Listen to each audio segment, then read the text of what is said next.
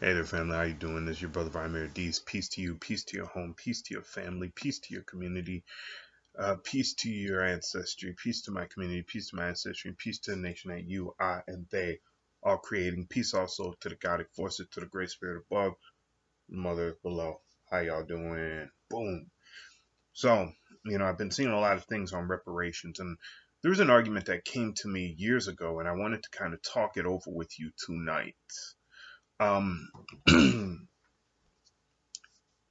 One, I actually do support reparations. I don't. There was a. However, let me put it this way: I support reparations, but I don't believe in the current environment right now. It's an issue. I don't believe enough people are willing to sign on to it for it to be an issue. I think going forward into the 2020s, it is going to become increasingly an issue. And um, a warning. Because everyone is asking for reparations, but the question is, what do you do after you get them? That's the question. What do you do after you get them? If the United States gave every black person $100,000 today, what would you do with that money? Black people are not in the mental state presently, and I don't see many people doing this work on this front who are asking for reparations. They're just wanting the reparations. We are not in the state mentally to take that type of money and to use it constructively for things, building things that we know we need. You have about 50 million plus black people in this country, 50 million plus black people in this country. And if you gave us each $100,000, that's a lot of money. That's 50 billion, and that's about $5 trillion. But if you gave it to us all, what would we do? I mean, we can build a state. We can build a country with that kind of money. I mean it. We could build a country with that kind of money. But here's, I'm about to talk about something in a moment, which I don't hear many people who's talking about reparations talking about this. So this is kind of important. But we could build a country with that kind of money. We could build a nation with that kind of money. $5 trillion is more than the GDP of multiple African nations put together. And that's just throwing it out there. I'm not saying that we're going to get $100,000, but I do believe, that's how we need to be thinking. We are not yet in the mindset to build what we need to build. And we need to prepare ourselves, because let's say they do, even if they were to give us each, $10,000, which, yeah, right, they better dream again on that one. But if they were to give us $10,000, 50 million black people, and by the way, I believe there's more black people than that, because I think there's been an underrepresentation of black people, and not because of, quote, mixed race kids. I'm talking about there has been a deliberate move by this government to underreport black people in this country. Why? Because I have seen trajectories of population growth, and not only trajectories, but I have seen the actual figures of population growth over the last 50, 60 years. And for some odd reason, black Americans always represent the same tiny bit of population. Our population does not grow very much, and that's impossible. That's impossible. There's black people in places where you ain't never used to see black people at, and don't tell me that's because black people are having more children with white folks. We've always had children with white people. So there is something. Our numbers aren't being reported correctly. They can't be, because I know there's more than 50 million black people in this country. I know it. I've seen it. It's impossible not to see that this country is far more colored than that. But $10,000, if they were to give us each $10,000, you're still talking about $500 billion, which is why I say, yeah, they better start again, because way, way, way more than that is deserved. So, but I'm like in the 100,000 for beginners. That's $5 trillion. Again, our mind isn't where it needs to be to utilize that money correctly. For $5 trillion, we could literally take Louisiana, Alabama, Mississippi, and Florida. Okay, leave Florida alone. Georgia. We'll take Georgia. And we can build so many communities, balanced communities, that work very well for ourselves for $5 trillion. We can do that. But we don't have that in our minds to do it. Right now, we are consumers. If they gave us $100,000, we'd spend it on everything but building the institutions that we need to be better people for ourselves and our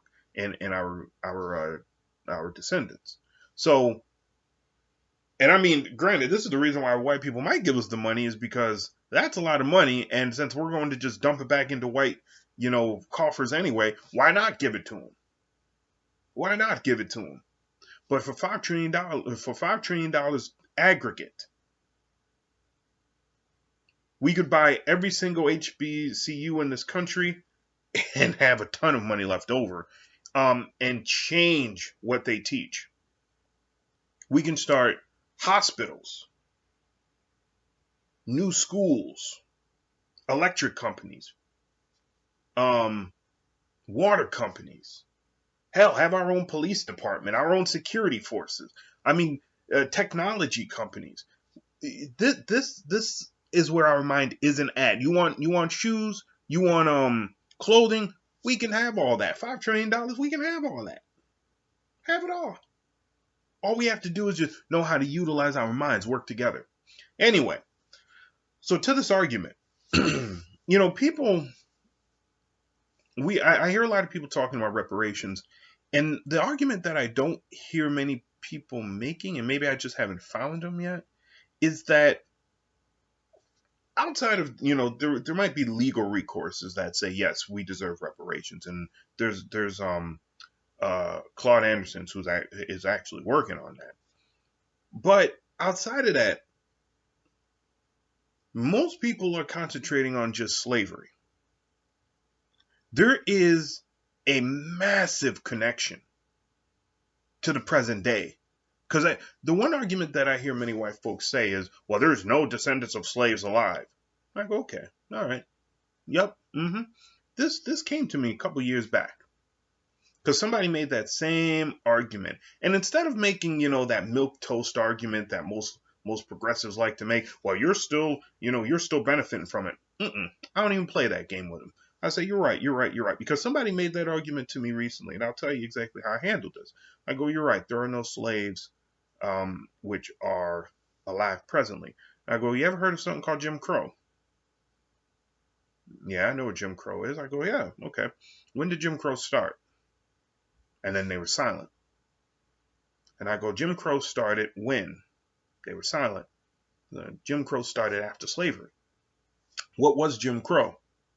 Well, it was the segregation of black people. I go, wrong. It wasn't the segregation of, black people were segregated. But what its primary goal was to push blacks back into back into enslavement.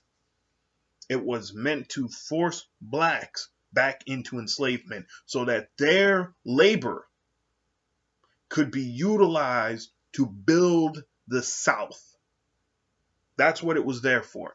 And then, when did Jim Crow end? The person said the 60s. Said absolutely. What came after the 60s? Well, the Black Power movement. I said, yeah, the Black Power movement did come after the 60s, but what else came after the 60s? They were silent. I go, what came after the 60s was mass incarceration of black folks. But that wasn't the only thing, because during the 60s, the government got the really good idea to mess with black people. They start sending in heroin to our communities to start getting radical blacks hooked on drugs. They didn't know that. And I go, oh, it gets better than that. Because the government throughout the 70s was arresting and killing black people just because they didn't want us to become politicized. We don't have to guess on this. We actually have the paperwork. They left a paper trail, which we now have.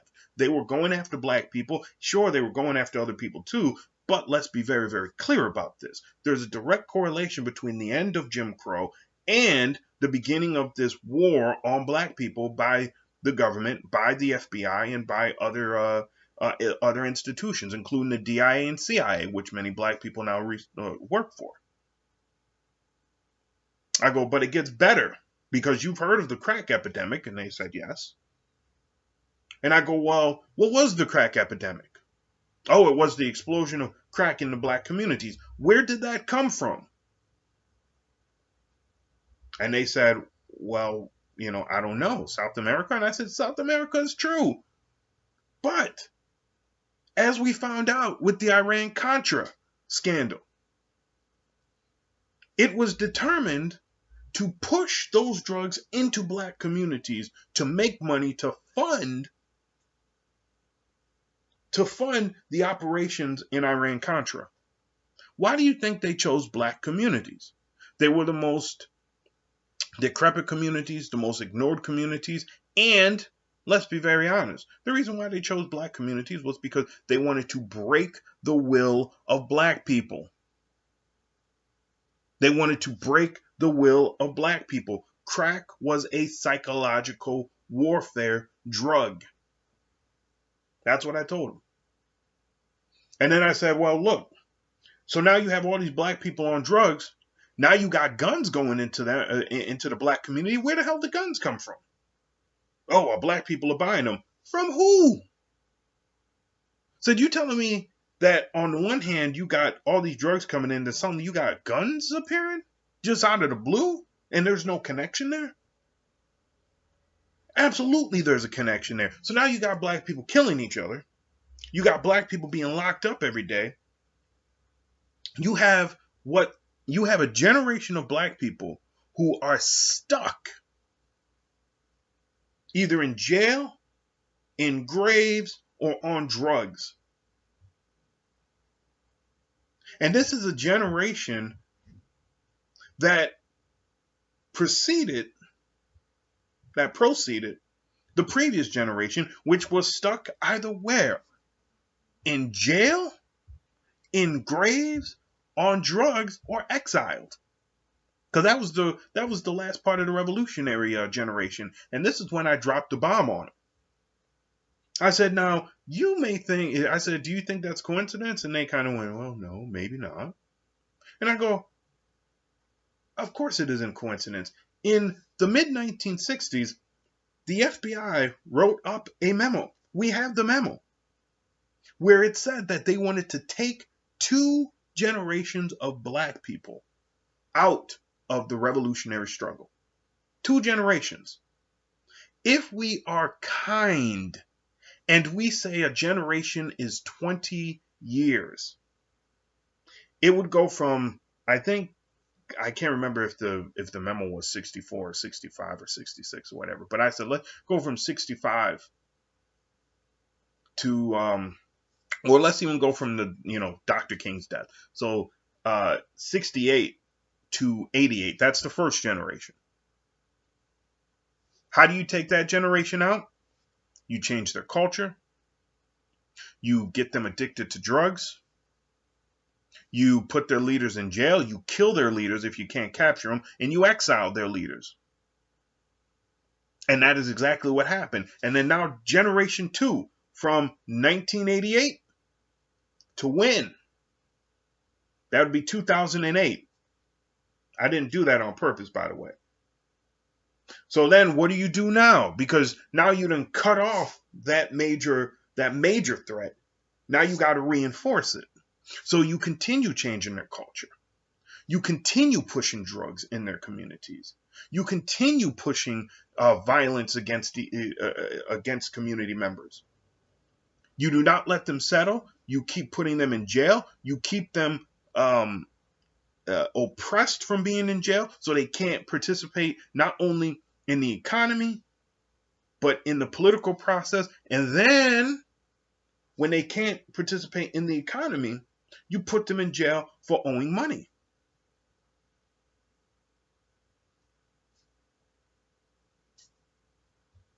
They said, well, this seems a little bit far-fetched. And they're right. It does seem a little bit far-fetched. But I said, the reality is what that memo said has come true. So when you're talking about slavery, when you're talking about reparations and slavery, you are talking about stuff that is impacting black people today. And then,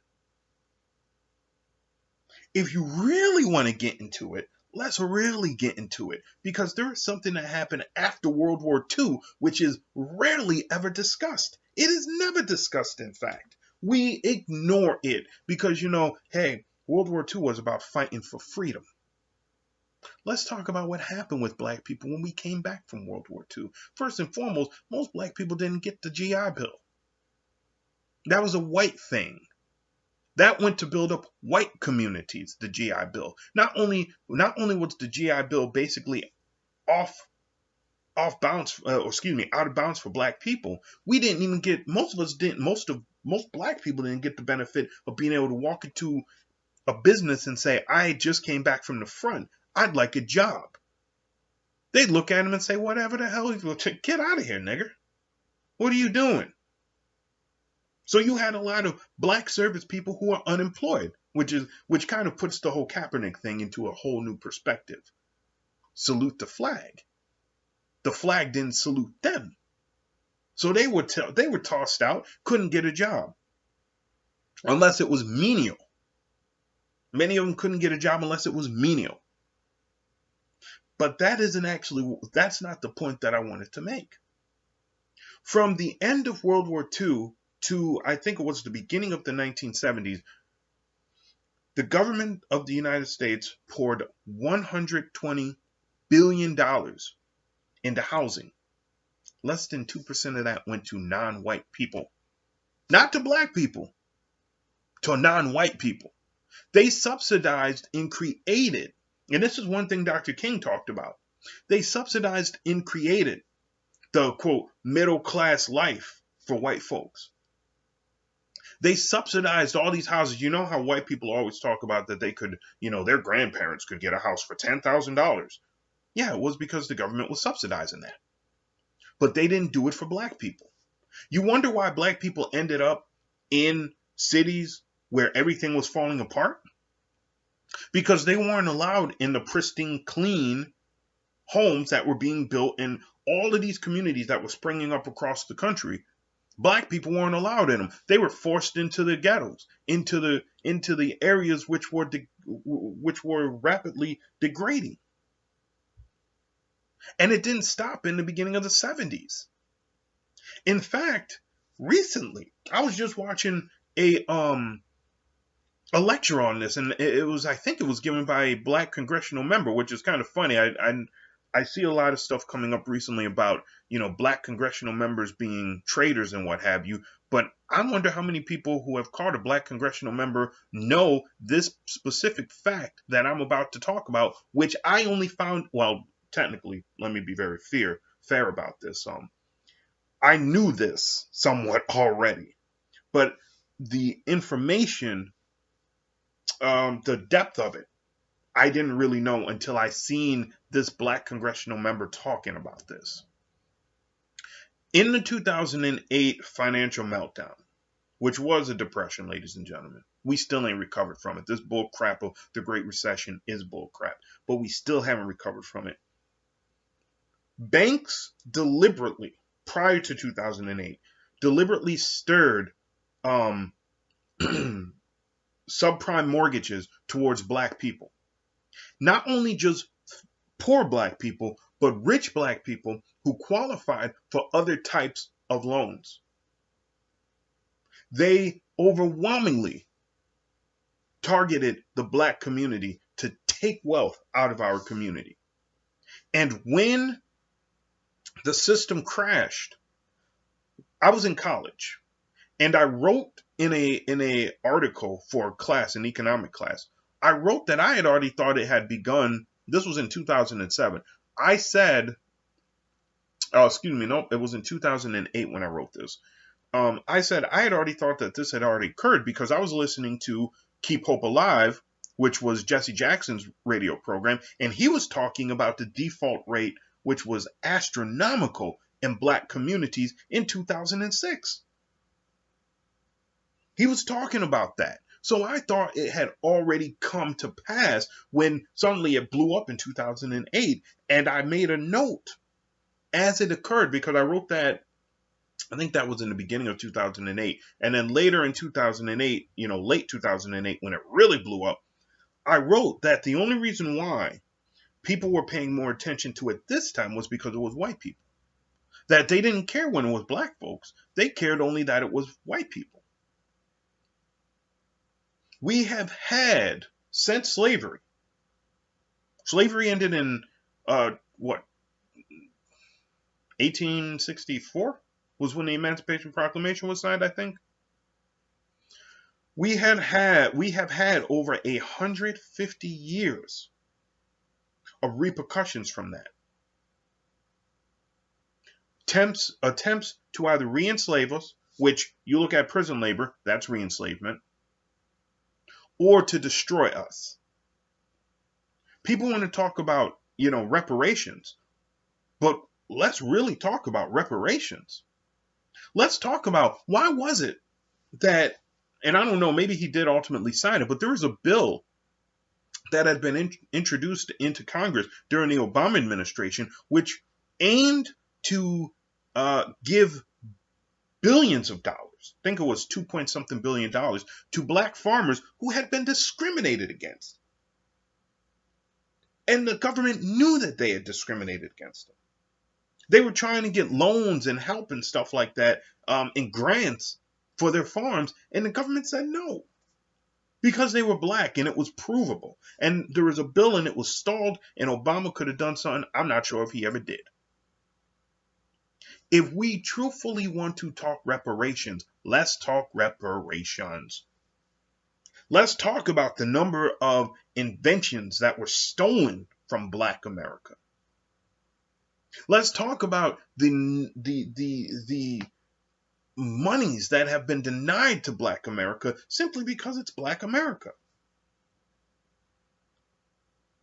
Let's talk about the number of times that, and this is something that I completely forgot, the number of times that the government destroyed black districts, black business districts, so white business districts could have the upper hand. This was something that they actually did from late, when they were doing the interstate highway system.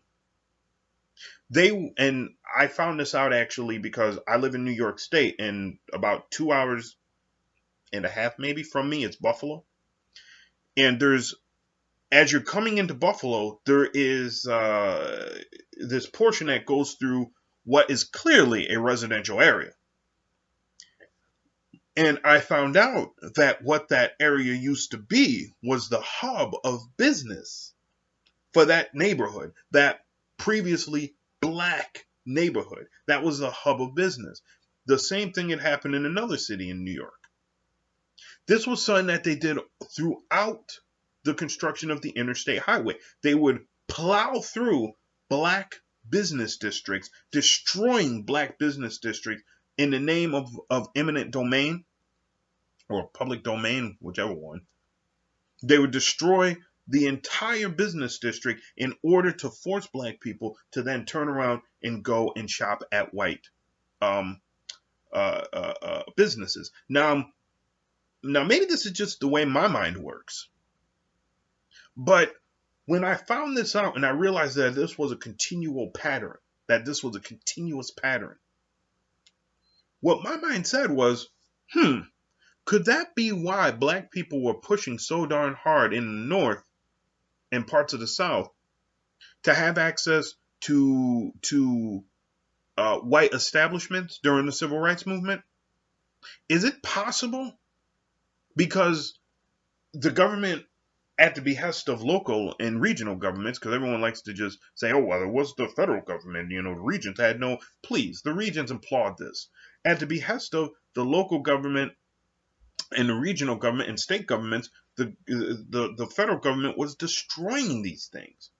And then destroying these business districts. And then when black people moved from those business districts and said, well, now we need stuff, so open up so we can come and get them, white people then turned around and said, no, you can't come into our stores. And so that was the basis of the conflict, as was the push to push black people into the cities. That was the basis of the conflict for the housing movement. If we are going to talk about reparations, let's talk about reparations. Because it wasn't just slavery.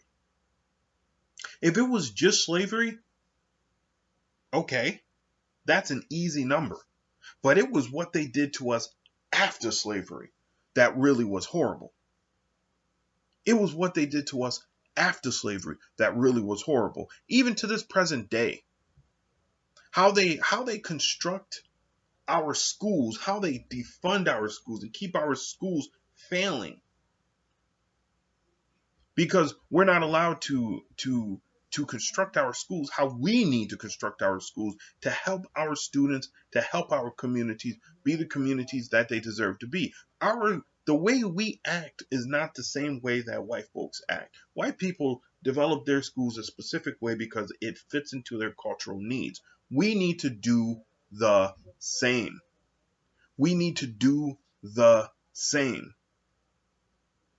As I said, if we are going to talk about reparations, let's talk about reparations. The bad thing is, and this is what we got to watch out for.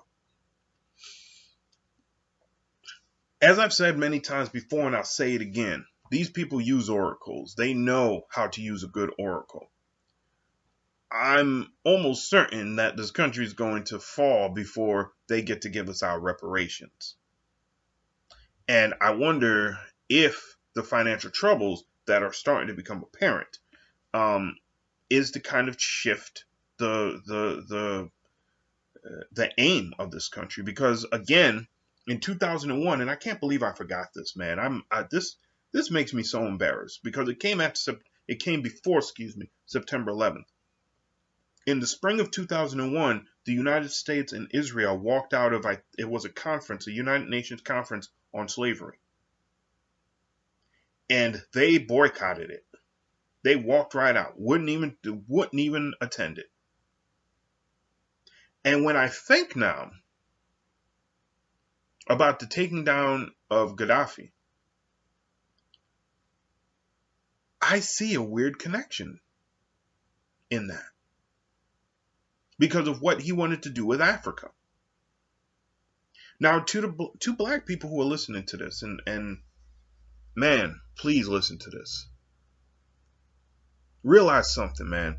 Our sun is rising, and we need to get our minds put together so we can utilize what it is that is coming to us, so we can grow and we can do better.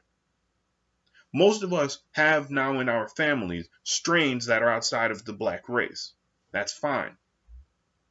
But we need to set the boundaries so that anyone who moves outside of those boundaries gets pulled back immediately. And if they keep moving outside of them boundaries, those necessary boundaries to make sure that we can project into the future and we can continuously reinvigorate and regenerate our culture. If people keep moving outside of those lines, get them out. Let them go. They're no longer here. See you later. These are the real mental thoughts that we have to be having, because we are about to get our 40 acres and our mule if they follow prophecy. That'll be the only thing that saves the United States of America. That'll be the only thing that saves Western civilization. If they refuse to do it,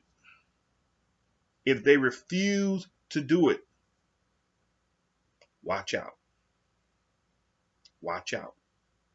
I encourage everybody, I was just watching a brother's wonderful video, and somebody made a comment below about Genesis and connecting the 400 years of slavery to, present time. I encourage everybody to go and read the book of Jasher, Jasher, and to really drill down, because in that book, it's basically an extended version of Genesis and the first 5 books of Moses, basically.